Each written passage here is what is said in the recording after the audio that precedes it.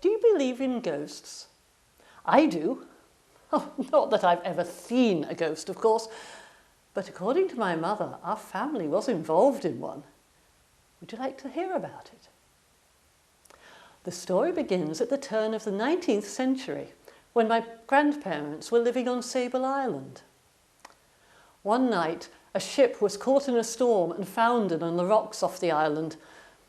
It was a bad wreck, and there was only one survivor, a Mrs. Copeland, who clung to a hatch cover and drifted ashore. Now, I should tell you that at the time, my grandfather was involved with a gang of wreckers. They were people who would search the wrecks of ships looking for items they could sell or that they could use. While my grandfather was searching through the debris of the ship, he came across the lady lying on the beach. He decided to take her back to his home, thinking that he would be able to get some money from her family for rescuing her. But as he bent down to pick her up, he saw on her hand the most beautiful emerald ring.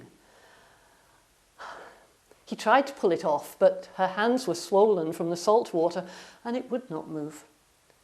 And so, in what I hope was a moment of temporary insanity, he put his hands round her neck and squeezed the life out of her. Then he took his knife, cut off the finger, and took it and the ring back to his home. Well, my grandmother was horrified, and so when he came to his senses was my grandfather. They left Sable Island not long after that, and eventually they pawned the ring in Halifax for 20 shillings. Now, at about the same time, the government, having heard of stories about the behaviour of the wreckers, decided they needed to investigate this more thoroughly. And so they sent a Captain Edmund Torrance to look into the matter for them. By sheer coincidence, the ship on which Captain Torrance sailed was wrecked on Sable Island, and he was the sole survivor. Fortunately, the wreckers were no longer in the area, and he was able to find an old hut, an abandoned hut that he could use for shelter until he was rescued. One night, as he was returning back to his hut, having been out to gather more firewood, he was surprised to see a lady sitting by his fire. She was dripping wet and pale as death.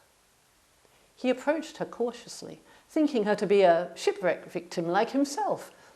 But as he drew closer, he realised he knew the lady. It was Mrs. Copeland. Her husband had been the physician on a ship on which Captain Torrance had sailed. He asked her what had happened, but the only response was that she raised her hand. Her arm, her hand with the ring finger missing, and blood from the stump dripping onto the dirt floor of the hut. Eventually, he was able to, by asking questions to which he only received nods or shakes of her head, he pieced together her story, that she had been murdered for the ring, and that her desire was that it be found and returned to her family. This Captain Torrance promised he would do, and after that he never saw the lady again. Well, in the fullness of time, he was rescued, and he set off to continue his investigation into the wreckers and, of course, to look for the ring. He took to wearing a very cheap, gaudy ring on his hand so he could steer the conversation round to items of a similar nature. He got to know quite a few people in the area, among them my grandmother. They became quite friends, and one night she invited him home to have a meal with the family. Fortunately, my grandfather was not at home at the time. During the meal, my mother was very fascinated by the ring on Captain Torrance's finger and asked if she could look at it more closely. She was probably 7 or 8 at the time, and like most children of that age, she didn't always think before she spoke. So after looking at the ring very carefully, she announced that it's very pretty, but not nearly as beautiful as the one Daddy took off the hand of the lady on the beach. My grandmother was horrified. She sent the child from the room and tried to make things right by explaining that her husband had received the ring from somebody who found it on the beach. Captain Torrens played along, as though he believed this version of the story, and asked if he could see such a fine specimen, only to be told that it had been pawned in Halifax. Well, as soon as maybe, Captain Torrens and some of his men were in Halifax. They found the watchmaker who had taken the ring in pawn. Captain Torrens gave him the 20 shillings and took the ring. And he told him, if anybody comes looking for the ring, all they needed to do was to find the captain and bring the finger that was cut off to obtain it.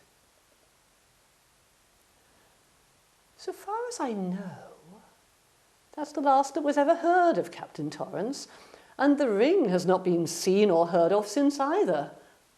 But if you are on Sable Island one stormy night, you may become one of the elite group of people who have seen the lady roaming the area, blood dripping from the stump on her hand as she searches for her ring and her missing finger.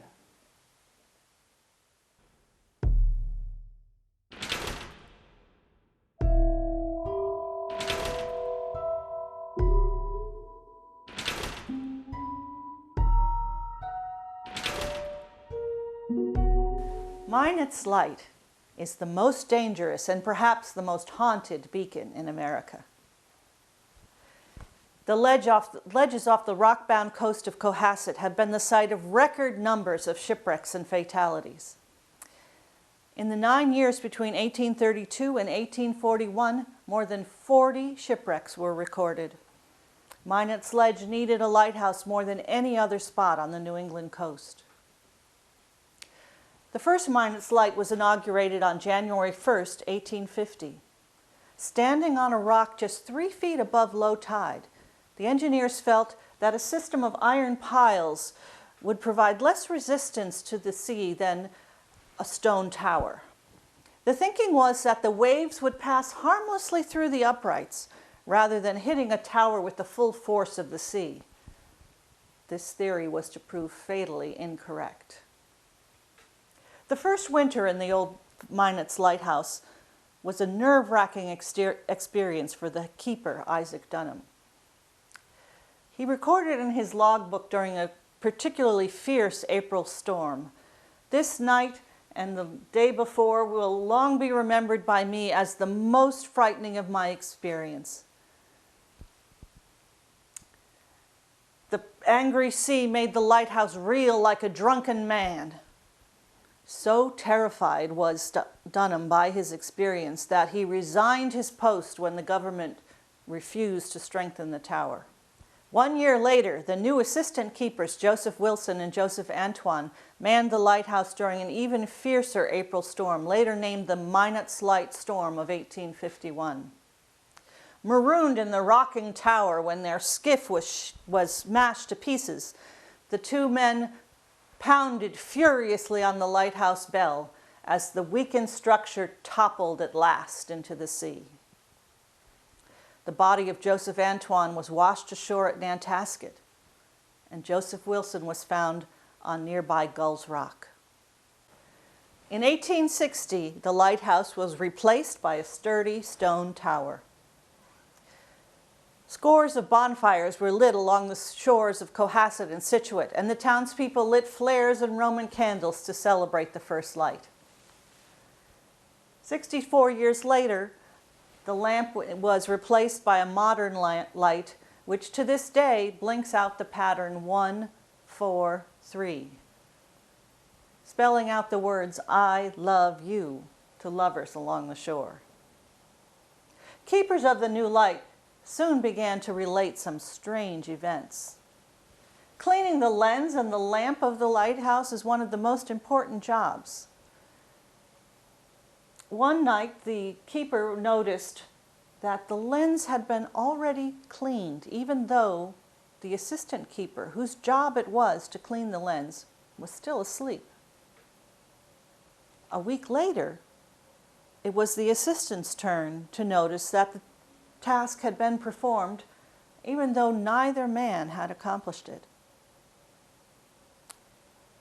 The keepers of the first lighthouse that were lost in the Minus Light storm of 1851 received full credit for the work.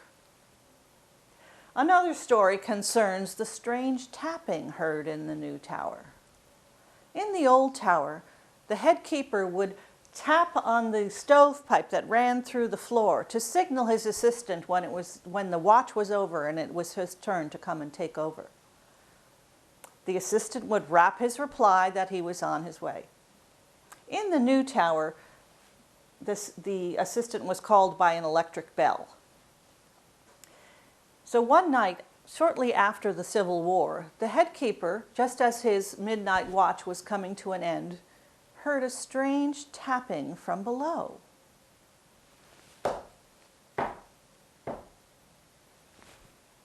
He tapped with his pipe on the table. Again, he heard the tapping from below. Amazed, he waited, and nothing happened. He rang the bell, and his assistant appeared and claimed no knowledge of any tapping. The story was never explained to the satisfaction of either of the men. We might wonder about the thoughts of the keepers of the new Minot's Light on those long wintry evenings in America's most dangerous beacon. Perhaps as the granite tower shook with the impact of the billowing waves engulfing the lighthouse in foam, they thought of the keepers of the first Minot's Light, standing side by side in the face of certain death, keeping their last faithful watch that ended in eternity.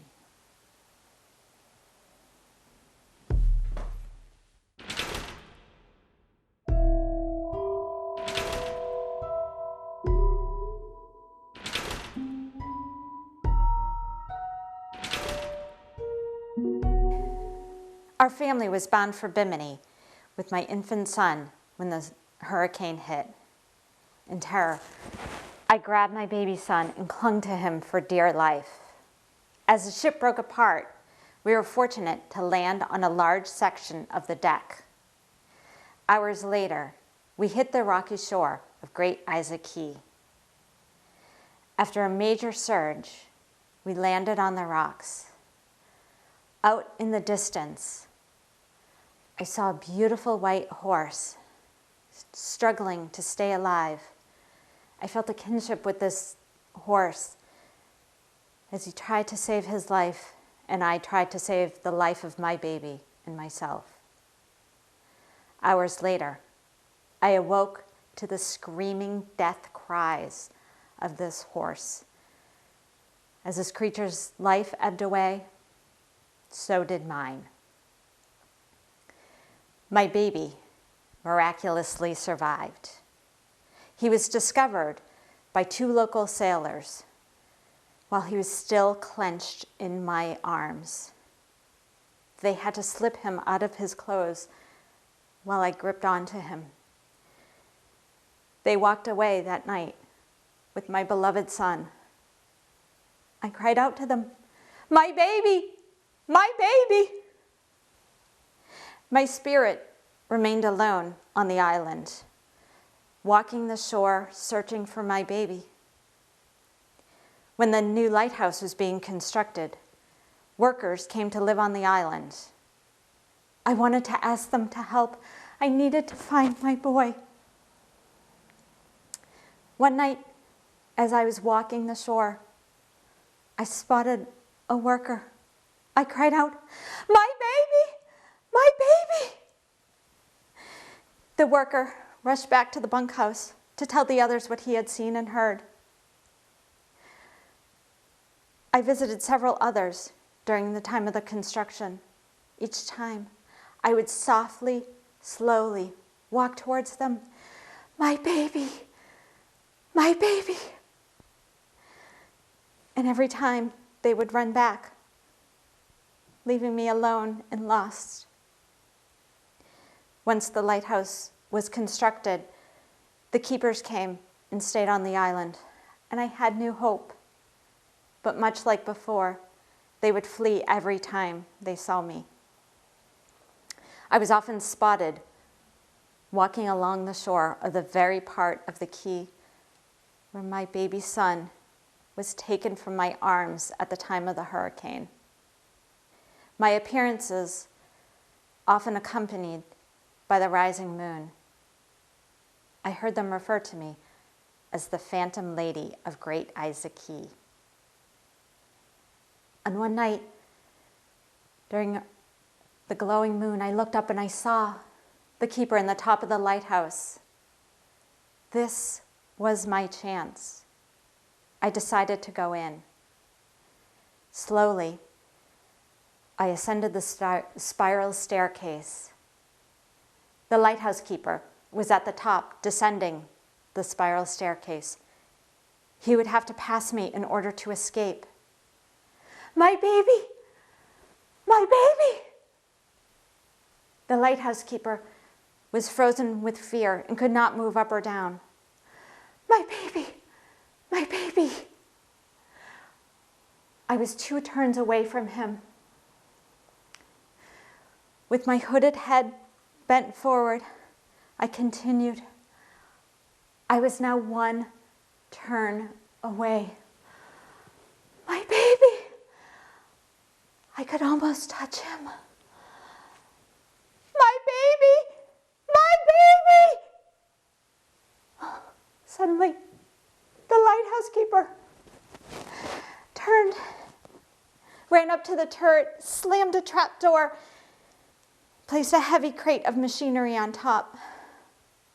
I was so close. My baby.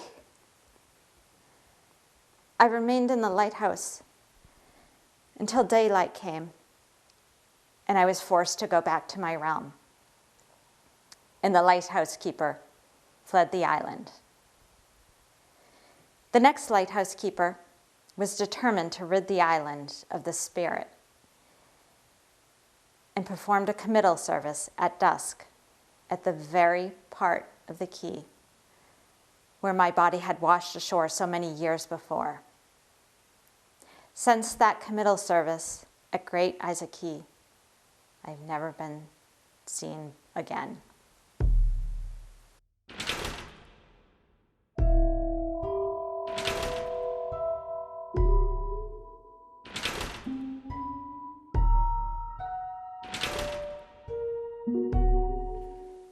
In 1872, Grindstone Island was hit by a terrible blizzard shortly after church, Sunday, December 15th.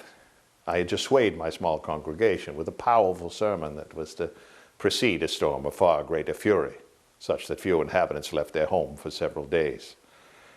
On Thursday, during a lull in the blizzard, 3 brave young lads ventured down to the beach, where they discovered the wreckage of a ship.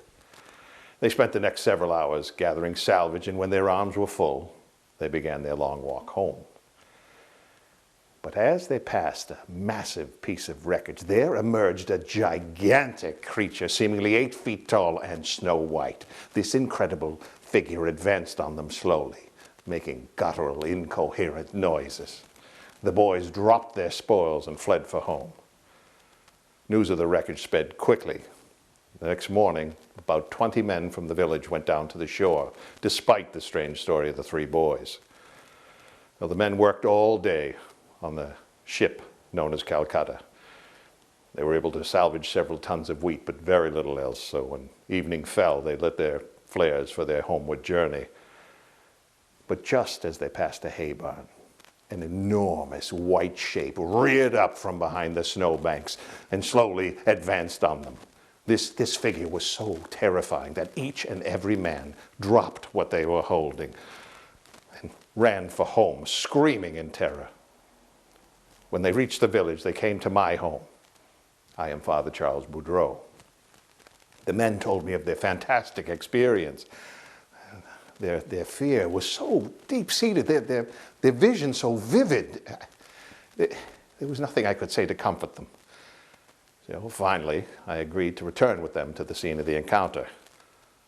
And early the next morning, I was joined by a dozen men, each armed with a gun. After about an hour's walk, we arrived at the hay barn, and I noticed something that excited me, and I called the other men over. When they glanced down at the snow, they saw the impressions of a footprint, seemingly 22 inches long and 12 inches wide.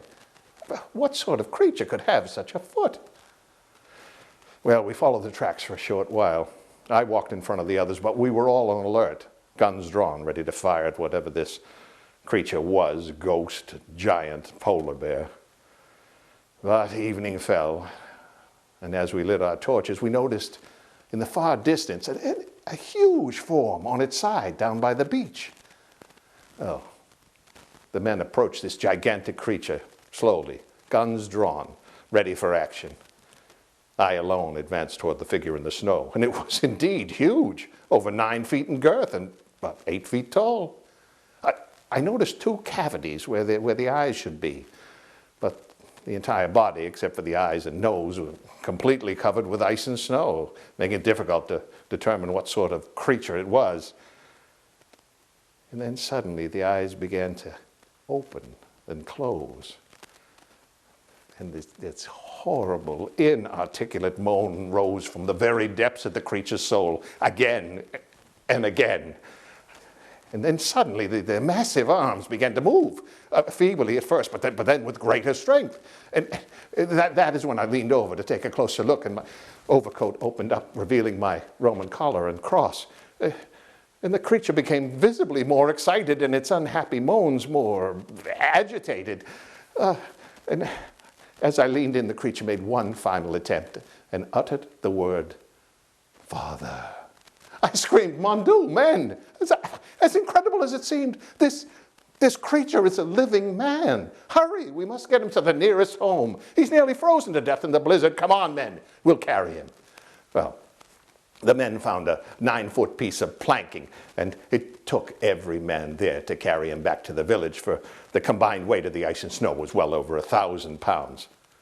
The men and women of Grindstone Island worked into the early morning hours, first chipping away at the ice on the outside and then gently thawing the portions closest to the flesh with heavy, damp, wet towels, and gradually a figure emerged, a man, 6 feet 8 inches in height, and no less than 310 pounds. This was Auguste Le Bourdin, first mate of the wheat ship Calcutta and the only survivor. He clung to a fragment of the wreckage for a full day and night, then reaching shore only ate ice and snow. The sight of my cross brought him back to his senses. Oh, his suffering was tremendous as his limbs thawed. His agony made him wish he had never been saved. He had died in the wreck. Well, about a week later, the islanders realized they were going to have to amputate his badly frozen legs. It took 10 men to hold him to the table while the amputations were made. But he survived.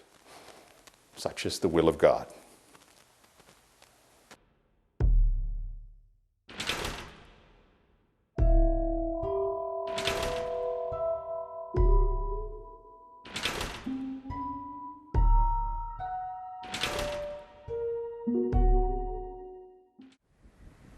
My name is Ruth Worthylake. My father, George Worthylake, became the first keeper of Boston Light in 1716.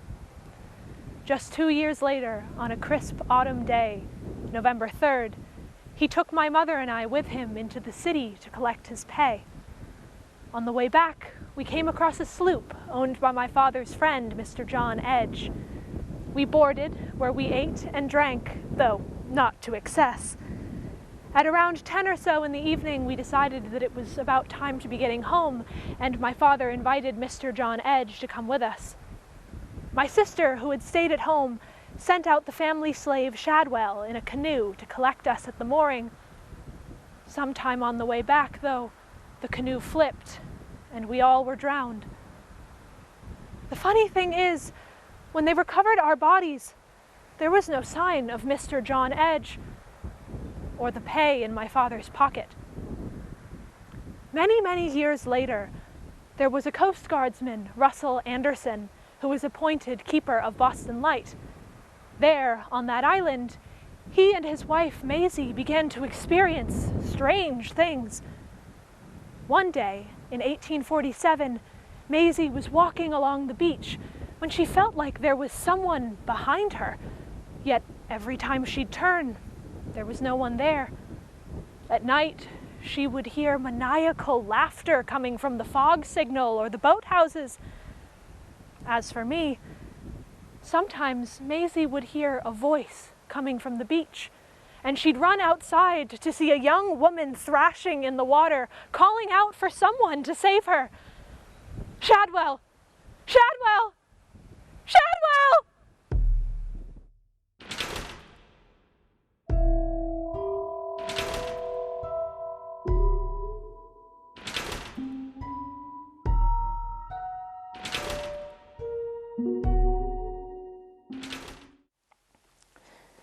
My beloved Samuel and I have been married only a few weeks, for he and his regiment were captured by Union soldiers at Roanoke Island. They locked those boys up in some God-forsaken place in the middle of Boston Harbor.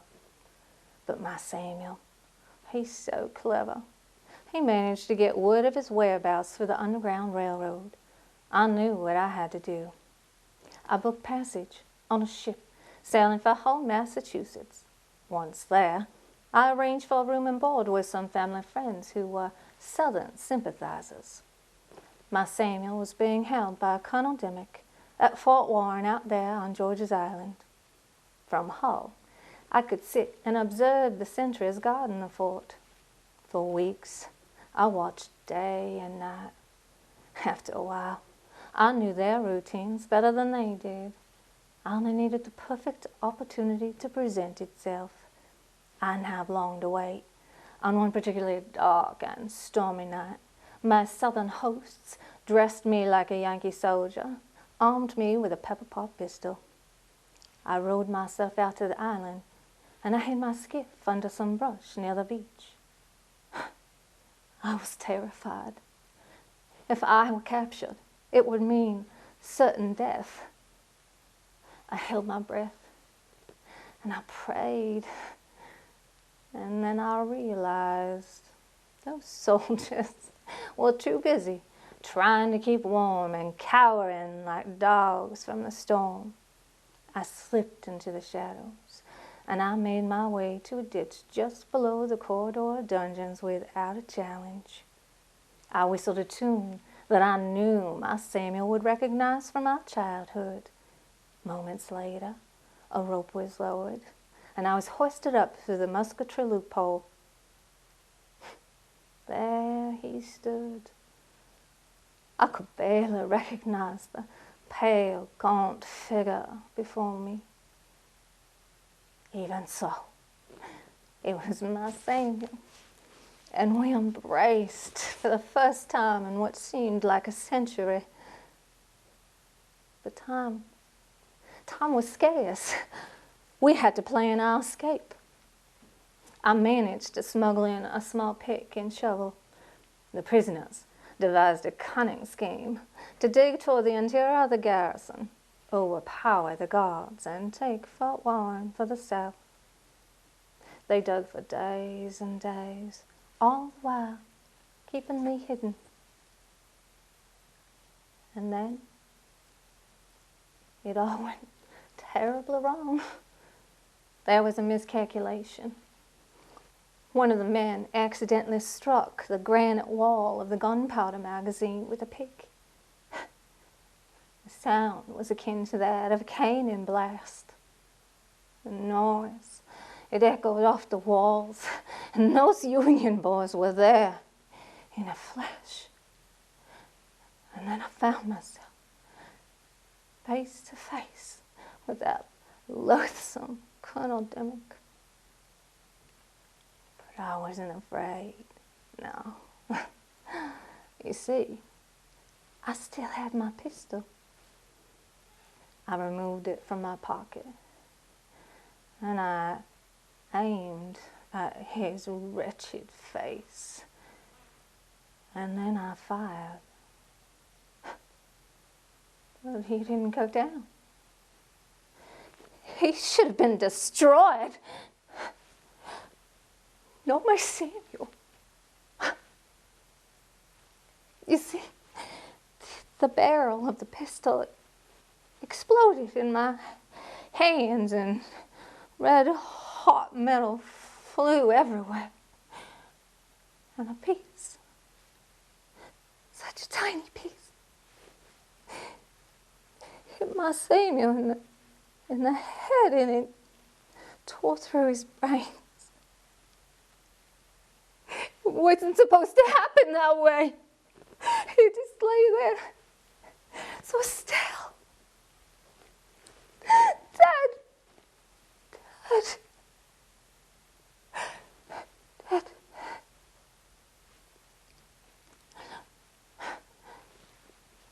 Before they strung me up for treason, they granted me one last request.